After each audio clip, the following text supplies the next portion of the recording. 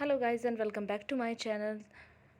तो जैसे कि आपको पता ही है कि हम डीएसएसबी के नोट्स जो हैं और नोट्स हैंड रिटन नोट्स वो डिस्कस कर रहे हैं, जिसमें आज हम डिस्कस करेंगे प्रोग्राम इंस्ट्रक्शन लर्निंग यानी कि अभिकर्मित अनुदेशन अधिगम। इसके अलावा मैं लेवल ऑफ टीचिंग की भी बात इसके अंदर करूँगी। तो चलिए शुरू करते हैं बिना किसी देरी के। अगर मैं बात करूं अभिकर्मित अनुदेशन है क्या, यह एक अनुदेशन की तकनीक है। शिक्षा के क्षेत्र में दुनिया की सबसे पहली अनुदेशन तकनीक, यानी कि अगर आप बात करें कि भाई बच्चे को किस तरीके से आपको पढ़ाना है, बच्चे को कैसे आपको समझाना है, तो ये जो तकनीक है ये सबसे पहली ऐसी तकनीक है जो प्रयोग में लाई गई थी, जिसमें आप बच्चों को सिखा सकते हैं, समझा सकते हैं। अगर मैं बात करूं कि इसमें बच्चे को केवल इंस्ट्रक्शन दिए जाते हैं, बच्चा खुद ही सीखता है। और इसका जन्मदाता कौन है? स्किनर इसके जन्मदाता हैं। 1954 में इसकी स्थापना स्किनर के द्वारा की गई थी, मतलब इसको बनाया गया था स्किनर को के द्वारा। अगर हम बात करें कि इसके अंदर क्या क्या चीज़ है, तो स्किनर ने क्या किया था, शिक्षण मशीन का भी आविष्कार किया था इसके अंदर। स्किनर की जो अपनी अधिगम सिद्धांत है, जैसे कह सकते हैं आप ऑपरेट कंडीशन, क्रिया प्रसूत अनुबंध, ये उस पर ही आधारित है। इसमें रीइंफोर्समेंट को भी महत्व दिया गया है, बच्चे को पुनर्बलन देने पर भी इसमें जो है महत्व दिया गया है।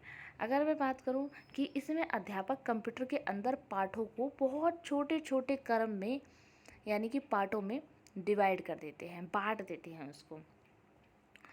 और जैसे कि डीएसएसबी आपके साथ खेल खेलता है कि एक फ्रेम के बाद ही कुछ प्रश्न दिए जाते हैं, जब आप उस प्रश्न के उत्तर भर देंगे, उसको क्लोज कर देंगे, बंद कर देंगे, तो ही दूसरा जो फेस है वो आपका खुलेगा। तो ये एक डीएसएसबी के जैसे ही आपको यहाँ पर प्रोसेस देखने के लिए मिलती है। चलिए बात करते हैं आगे। प्रत्येक पद के 3 पक्ष होते हैं, यानी कि 3 फेसेस होते हैं। पहला है स्टिमुलस, दूसरा है आपका रिस्पॉन्स और तीसरा है आपका रीइंफोर्समेंट। अगर मैं पहले की बात करूं उद्दीपक, तो फ्रेम की विषय वस्तु छात्र के लिए उद्दीपक है। इसके सामने आते ही अनुक्रिया करते हैं। जैसे ही बच्चे के सामने क्वेश्चन पेपर आता है तो बच्चा तुरंत उसको सॉल्व करने की बात करता है, तो वही है आपका उद्दीपक यानी कि स्टिमुलस। दूसरा आता है अनुक्रिया यानी कि रिस्पॉन्स। यह अनुक्रिया अधिगम पर आधारित है। फेम के आते ही उसकी विषय वस्तु को पढ़ना, जैसे कि मैंने अभी बताया, अगर क्वेश्चन पेपर आ रहा है और उसकी जो प्रतिक्रिया हो रही है क्वेश्चन पेपर को देखकर, वो आपका हो जाएगा स्टिमुलस। पर वो क्वेश्चन पेपर को देखकर जो प्रतिक्रिया कर रहा है, उसके बाद उसने जो रिस्पॉन्स दिया यानी जो भी लिखा, जो भी उसको देखकर उसको समझकर वो उसने अपने ज्ञान, अपने मानस पटल पर जो ज्ञान अंकित किया और उसको तुरंत ही अप्लाई किया, वो आपका अनुक्रिया आ जाएगा। अगर मैं आगे बात करूं रीइंफोर्समेंट की, तो फ्रेम पूरा करके आगे बढ़ने पर कंप्यूटर कहता है नाइस, वेरी गुड, तो ये आपका रीइंफोर्समेंट आ जाएगा। जैसे कि अगर मैं बात करूं आपको भूख लग रही है, आप खाना देखेंगे तो खाने को देखकर आपके मन में आएगा कि मैं इसे खा लेता हूँ। वो खाने को देखकर जो आपके मन में चीज़ें आएंगी वो होती हैं स्टिमुलस।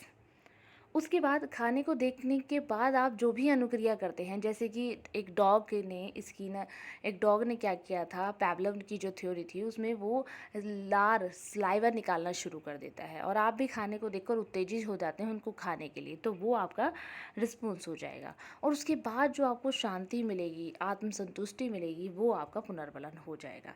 आई होप आपको ये जो थ्योरी होगी ये समझ में आई होगी। अगर आपको फिर भी किसी भी तरीके का कोई भी डाउट होता है तो आप कमेंट बॉक्स में कमेंट कर सकते हैं।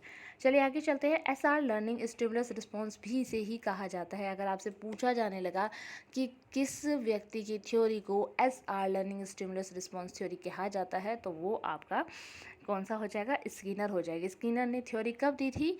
1954 में दी थी। ये कौन से नंबर की है? तो ये दुनिया की सबसे पहली अनुदेशन तकनीक है।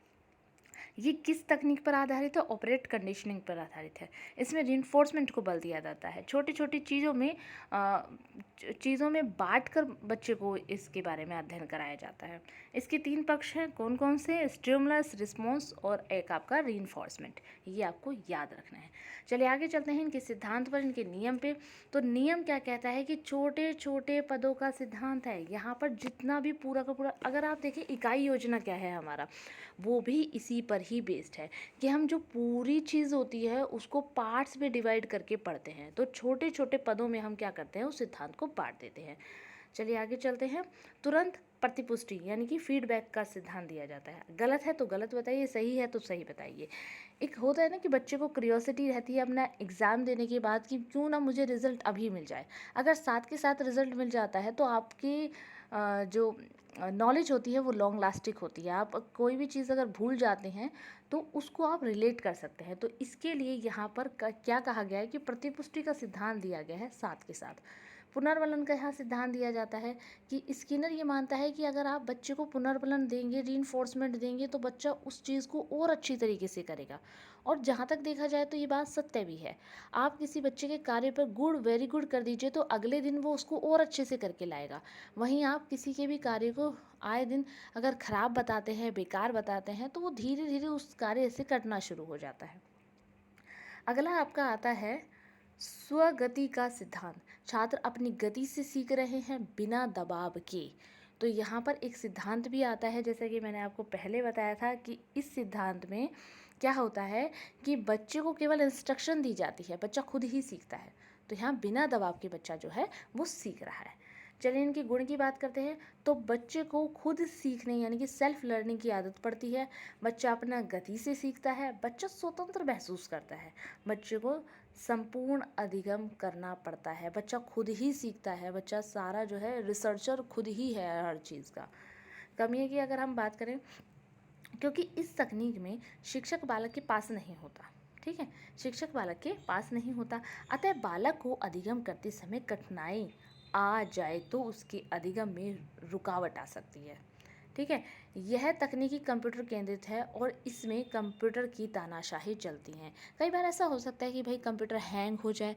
ये कई बार ऐसा हो सकता है कि जैसे आजकल जो है चीज़ें चल रही है, कंप्यूटर हैकिंग चल रही है, उसके बाद एग्ज़ाम कोई और दे रहा है और जो है एग्ज़ाम हॉल में बैठा कोई हो रहा है। तो ये सारी चीज़ें इसकी कमियां हो सकती हैं। पर अगर हम ओवरऑल देखें तो ये जो अभिकर्मित अनुदेशन हैं स्किनर द्वारा दिए गए हैं 1954 में, बहुत इम्पॉर्टेंट है और आज के टाइम में बहुत लाभदायक है।